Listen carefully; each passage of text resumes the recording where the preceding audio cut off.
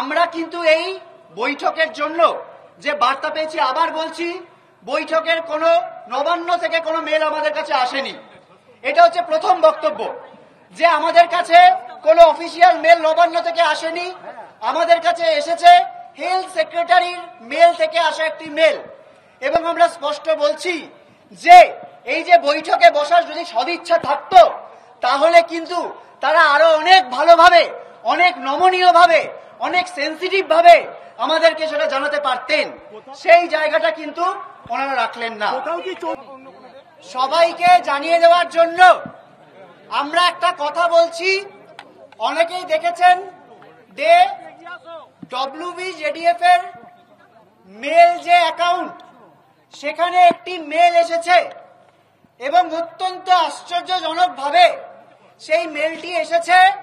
আজকে আমরা স্বাস্থ্য ভবন অভিযানে এসেছিলাম, আমাদের যে 5টি দাবি এবং তার সাথে সাথে মিলিয়ে DHS, DME এবং হেলথ সেক্রেটারির পদত্যাগের দাবি নিয়ে আমরা অত্যন্ত আশ্চর্য হয়ে দেখলাম যে সেই হেলথ সেক্রেটারির মেল থেকেই আবার একটি মেল আমাদের এখানে করা হয়েছে এবং একটা বক্তব্য সেখানে জানানো হয়েছে হেলথ সেক্রেটারির পক্ষ থেকে যে যদি আমরা চাই তাহলে নাকি আ স্মল ডেলিগেশন টিম, ব্র্যাকেটে লেখা নট মোর দ্যান 10 জন, তারা নবান্নে আমরা যেতে পারি to discuss with higher government officials. আমরা কয়েকটা কথা স্পষ্ট করতে চাই। 1 নম্বর, এই যে মেলটি এসেছে, আমরা কিন্তু কালকে থেকে বলছি যে আমাদের এই 5 দফা দাবি নিয়ে গভর্নমেন্ট কোনো একটা সদর্থক বার্তা দিক, কিন্তু হেলথ সেক্রেটারির মেল থেকে এই যে মেল এলো, এটাকে কোনো সদর্থক বার্তা হিসেবে আমরা একদমই দেখছি না। আমরা এর আগে লালবাজারে যখন গিয়েছিলাম, পুলিশ কমিশনারকে তার পদত্যাগের দাবিতে ডেপুটেশন তার হাতেই দিয়েছিলাম। তখন তিনি কি বলেছিলেন যে আমার উচ্চতর কর্তৃপক্ষ যদি মনে করে আমার পদত্যাগ নেবেন। গতকাল মুখ্যমন্ত্রী কি বললেন যে আমি পদত্যাগ ওনার নিতে চাইনি, কেননা পুজোর ভিড় সামলাতে সমস্যা হবে। এই যে মেল আজকে করা হয়েছে, সেই একই জিনিসের ছাপ আমরা দেখছি। যদি আমরা দেখি, আমরা স্পষ্ট জানাতে চাই, আমরা কিন্তু আলোচনার পথ সব সময় খোলা রাখতে চাই, কিন্তু যেভাবে, যে ভাষায় একটি মেল এলো এবং হেলথ সেক্রেটারির মেল থেকে এই যে মেল আসা, এটা আমাদের কাছে অত্যন্ত অপমানজনক। 1 নম্বর।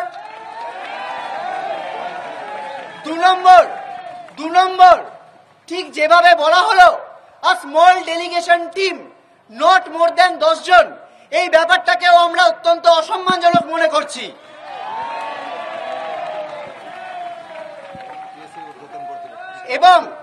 এবং আমাদের এখনো এটার বক্তব্য স্পষ্ট যে যেভাবে এই মেলটি এসেছে, এরপর দাঁড়িয়ে এই মেলের সাড়া দেওয়ার কোনো জায়গায় আমরা নেই।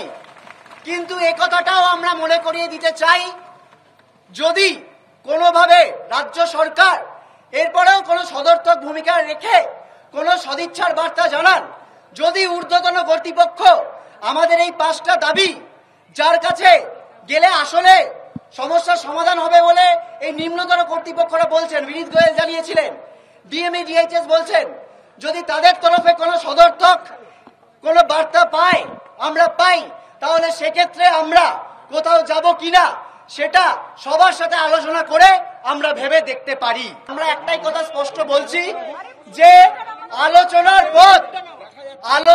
পথ সব সময় খোলা, কিন্তু আজকে আন্দোলনের 32 দিন পর আমরা আজকে এসে এখানে স্বাস্থ্য ভবনের সামনে জমায়েত হয়েছি, তাকে এইভাবে অপমানজনক ভাবে ডাকা, এটা কিন্তু অত্যন্ত আন্দোলনের স্পিরিটকেই আঘাত করছে, এটুকুই আমরা বলছি। এবং আরো একটা কথা বলছি, সেই মেলে রেসপেক্টেড স্যার এই বলে আমাদের সম্বোধন করা হয়েছে। খুব স্পষ্ট বলছি, আমরা শুধু স্যাররা এই আন্দোলনে নেই, ম্যাডামরাও এই আন্দোলনে আছে। যদি এই সম্বোধন করতে হয়, তাহলে স্যার ম্যাডাম দুটোই যেন পরের চিঠিতে বা পরের মেলে থাকে। তোমাদের নবান্ন থেকে ডাকা হলে তোমরা কি যাবে বা মুখ্যমন্ত্রী দপ্তর থেকে? আগে যদি ডাকা হয় তারপর আমরা এটা নিয়ে আলোচনা করব।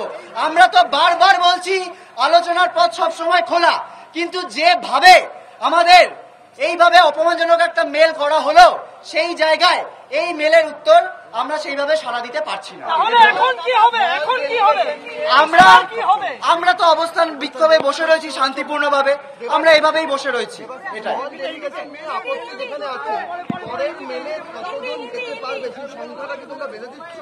আমরা কোনো সংখ্যা বাঁধছি না।